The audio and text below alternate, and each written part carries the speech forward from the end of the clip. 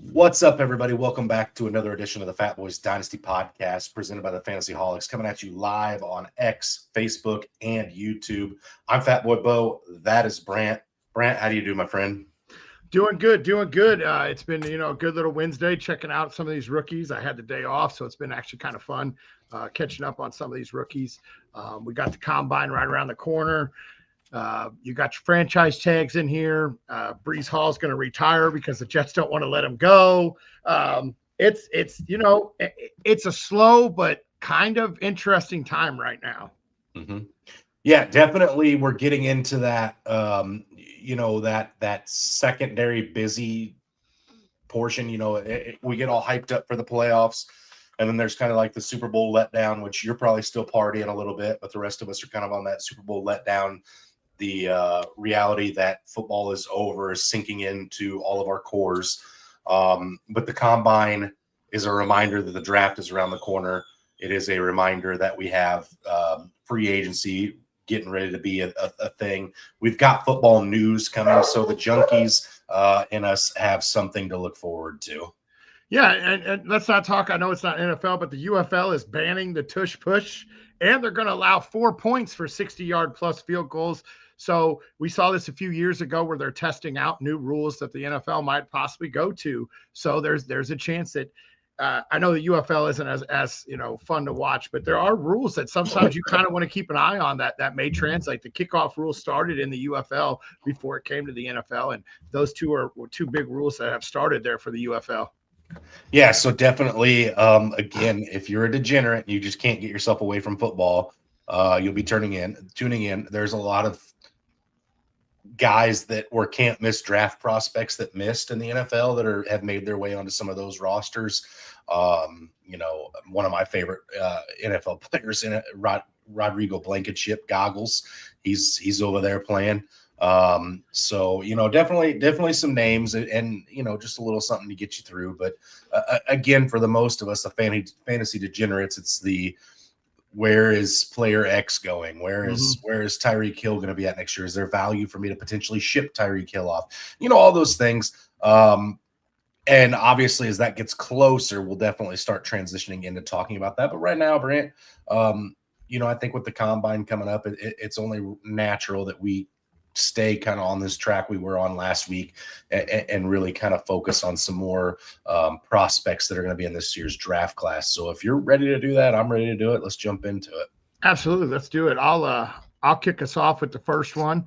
And that's, as you see on our screen here, we got a nice graphic guy. Zach helped us out putting together and help us get it on here. So shout out to him. I'm going to kick it off right there with K.C Conception out of Texas A&M. He made his name at NC State, where he led the team in receptions and touchdowns and blew up there in his first 2 years, and then transferred out over here to Texas A&M to finish out his college career. And he is entering the draft early. He's 5'11", 190 pounds. He's kind of a gadgety guy. He did see some carries. He had 70 carries, 431 yards, and 3 touchdowns. He had 185 catches, 2,218 yards, and 25 touchdowns throughout his career. His strengths, he's very explosive out of the cuts, and he's speedy and shifty. And he really tracks the deep ball when he does go deep. He didn't go deep a whole lot. He was an over-the-middle type guy, but when he does go deep, he's very physical, and he tracks that ball very well. One of his biggest weaknesses that I noticed was he doesn't really change his speed a whole lot. It's either 110 miles an hour or it's extremely slow and getting to the spot. He's not changing and shifting his speeds very much. He also has a very compact build, so his catch radius won't be the greatest. And he had a lot of drops. I think what I read was 14 to 16 drops over the middle throughout his career. So he did have a lot of drops there. And one of the comps I had for him, this is a Percy Harvin type guy, where when he does go 100 miles an hour, he's gonna get across the middle, and he's gonna turn it into a nice long gain. He's got good yak ability. He loves the screen passes and them short little dump off passes where he gets behind blockers. So this is a Percy Harvin type guy. Even in the return game, he just needed a little hole to get to that full speed in order to get loose. Yeah, this is a wide receiver that a lot of people are talking about sneaking into the back half of the first round. And honestly, when you talk about teams in the back half of the first round, there's some exciting landing spots as a potential. Obviously, K.C Conception could walk in right off the street and be wide receiver one in Buffalo if that happened to be a landing spot for him. So again, it's definitely very interesting. There's some some spots there. I think another spot where he'd be very interesting and appealing would be San Francisco on that back end. They're going to lose Brandon Ayuk. This is a Deebo Samuel type player that they lost, a year ago now, getting ready to be into the second year. So yeah, it's definitely interesting if he slides into that first round. It'll be interesting to see if he has one of those cosmic rises in our rookie drafts. If he goes to a landing spot, does he start leapfrogging, the Carnell Tates of the world and the Tysons and the Lemons? Is that something that he catapults over the landing spot? Yeah, he's a guy that I would I kind of look at to where he goes, and he is the number 2 wideout right off the rip. The Rams would make sense to be behind Puka. Seattle if Raheed Shaheed leads. Like you said, San Francisco, where I know he's not the receiver, but he would be number 2, 3 behind Kittle and CMC. I think a good spots where he doesn't have to be. The Rams would fit perfect because he gets to sit behind Adams for a year or two. So I do like him to be in a role where he gets to sit behind somebody, but could also fill in that wide receiver 2 role. Yeah, absolutely, Rand.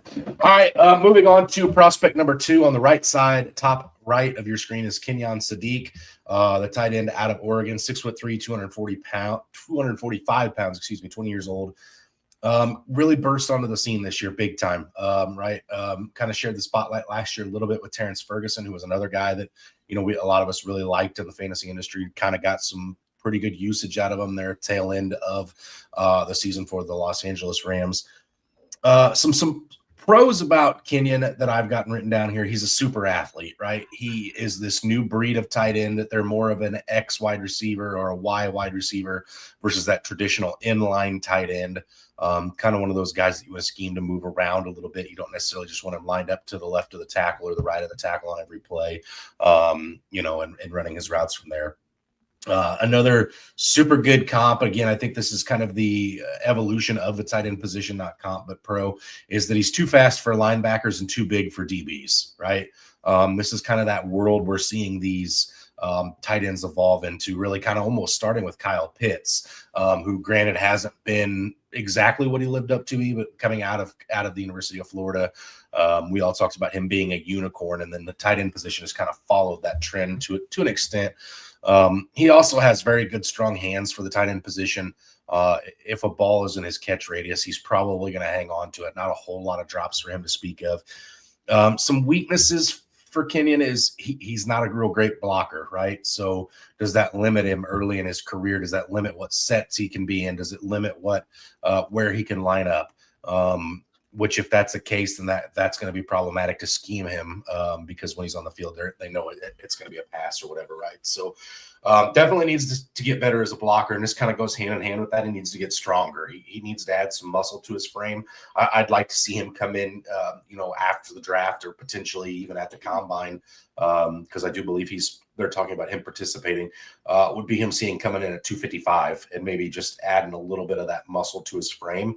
I think that would have him in a really good spot. Now, granted, again, had a very prolific tight end in front of him last year in his career at Oregon, 80 receptions, 892 yards receiving to go along with 11 touchdowns. So nothing necessarily that jumps off the page, but we are seeing this in the fantasy industry, right? Tight ends, young tight ends are really valuable early. We saw this with Brock Bowers come in year one and dominate.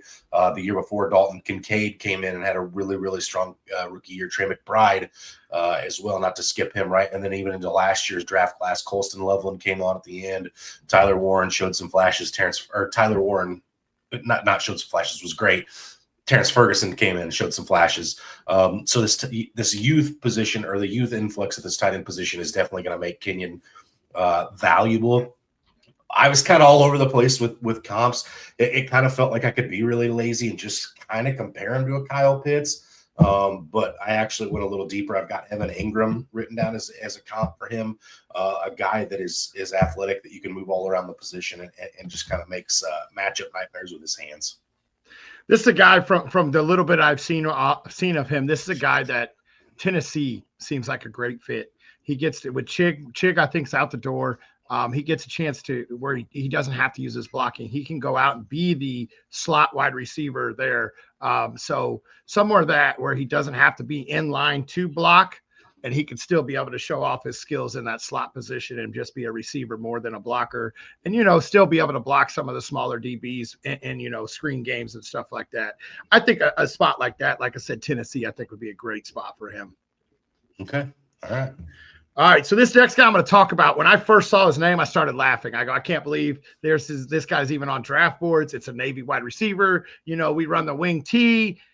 Then I watched film, and I'm like, hold on, wait a minute. This is flashes of an all-around skill set where it's going to be a receiver / running back. They gave him it's Eli Heidenreich. Let me say it before I mess it up.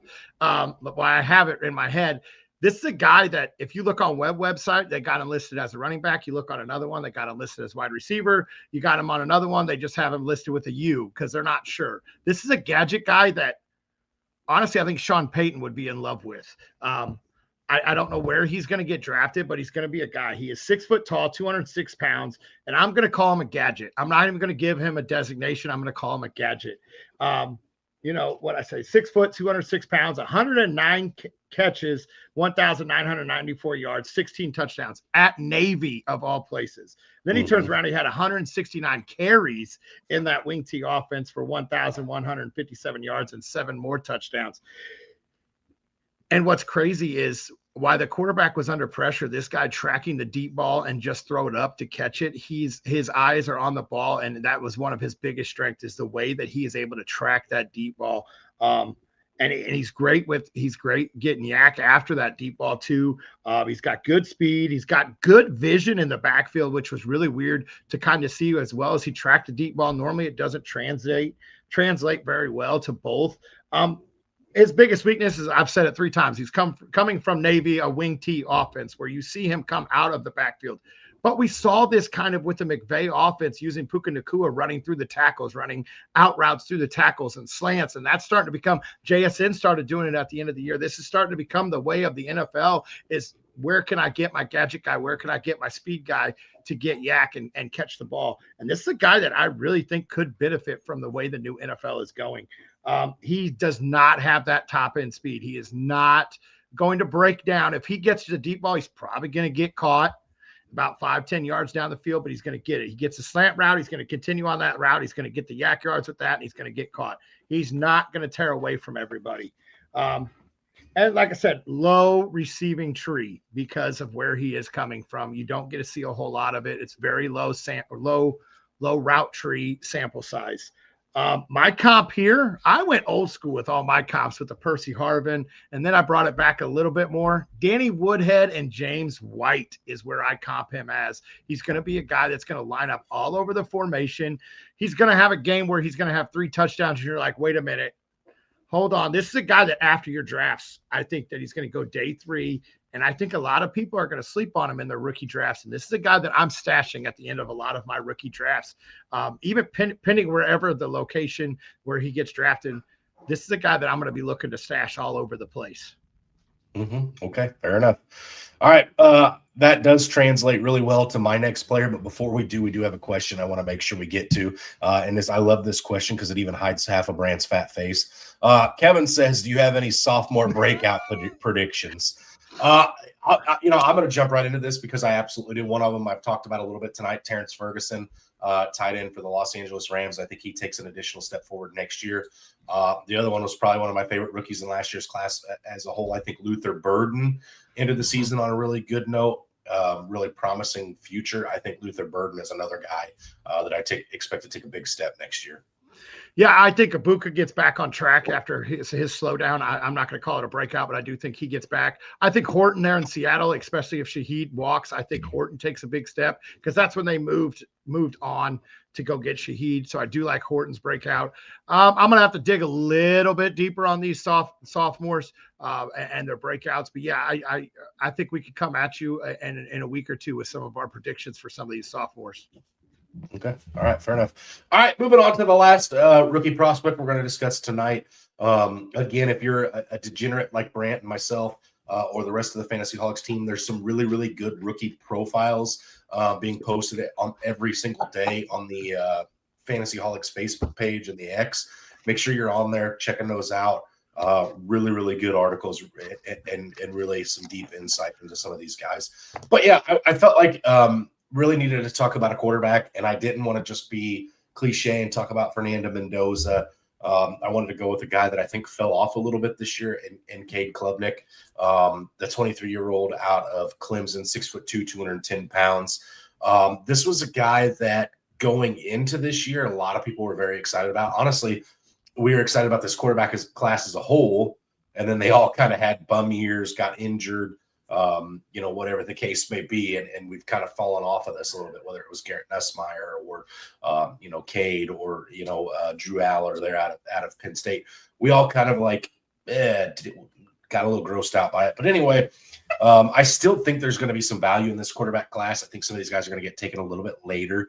We've seen in the NFL landscape, Sam Darnold being a perfect, example of this. Guys don't always work out right off the rip. Sometimes you got to give these guys some space. And that was how the NFL used to be, right? We used to draft these quarterbacks, let them sit for a year or two, develop them, and then plug and play, right? Now they're drafted and they're immediately, whether they're a first, second, third round quarterback, we're immediately casting them under center and like, why didn't that work out, right? So I do think he's a guy that's going to need some time to potentially develop. But if he happens to go to a spot where he can compete now, I think he's got some reasons to look at him for fantasy. So the pros for Cade are he's got decent accuracy. He had a 64% completion percentage in his career. So not great, but definitely seen a lot worse. He is a dual threat, the truest definition of a dual threat. He can stand in the pocket. He can take off and get you a first down with his legs. He can make guys miss, not scared to go shoulder pad to shoulder pad and potentially lay the wood to get that first down. This is a guy that definitely is not scared. He's not just going to fall down in the pocket. If there's a little bit of pressure, he will take off.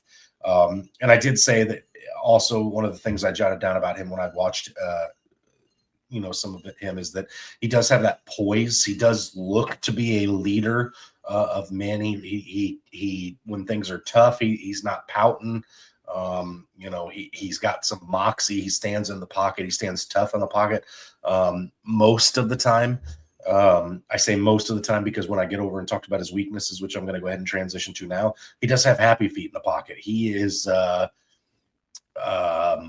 willing to maybe not trust his blockers fully all the time. Sometimes instead of waiting for something to develop a little bit down the field, he does take off. And then the other issue is his deep ball is not super great. This is not a guy that's going to be completing 65-yard touchdown passes in the NFL. If it's a 65-yard touchdown pass, there's a lot of yak ability from his wide receiver. Again, this is a guy that has played in some big games. For Clemson, he's got a good football coach there in Dabo Swinney.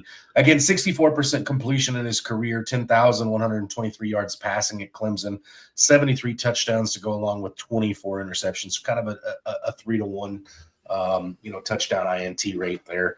Honestly, again, for me, coming up with a comp for him was kind of all over the place. Like if he hits the ground running in the NFL, this is a Dak Prescott. If he comes into the NFL and can't figure out concepts, can't get the accuracy where it needs to be, it's a Taylor Heineke.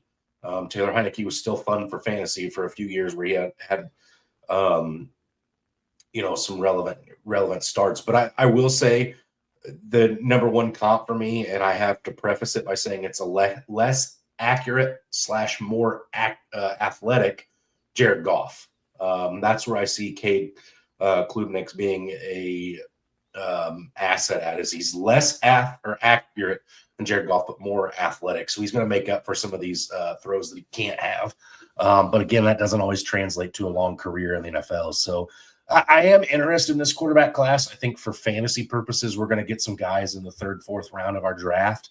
You may be able to just shove on your taxi for a while in the second half of the season. Some of these teams may be going, all right, we're kind of out of it. Let's see what we got with some of these guys. And maybe you see like a Shadur Sanders type of situation where, whether you like him, love him, whatever, don't care one way or another. Shadur's got some fantasy trade value moving into this season.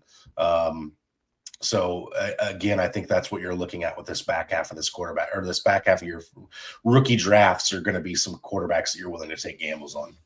I will say this is a guy that I hope does not end up in that Cleveland quarterback carousel going on. Very fair. Very fair. But yeah, this is a guy that I think off the rip, you're not going to think that he's going to be the starter on a team, but he's going to be, I don't want to compare him to Russell Wilson, but that's what it's going to be. You're going to see a team go out, have a starter. You're like, oh, yep, that's the starter. And then all of a sudden, week 2 of the preseason, you're like, hold up, why is he not playing? Oh, they announced he's the starter. I think that's the guy that's going to surprise a lot of people coming out of this draft. Absolutely. And like you alluded to, Brant, offseason's really just getting going for us at the Fantasyholics and specifically the Fatboyz. There will be some sophomore breakouts that we'll talk about at some point. More rookie prospects to talk about. We'll have, hopefully next week, we'll have, a decent amount of tag news and a decent amount of combine stuff that we can talk about next week. So we'll see what we come up with. Maybe we will try to get Kevin a couple additional names that aren't, so right off the rip there. But I think that settles it for this week. Yeah, absolutely. Be sure to tune in next week. As you said, hopefully we got a little more news breaking through the NFL. And I think, like you said, I think that does it. As always, stay hungry. Stay fat, my friends.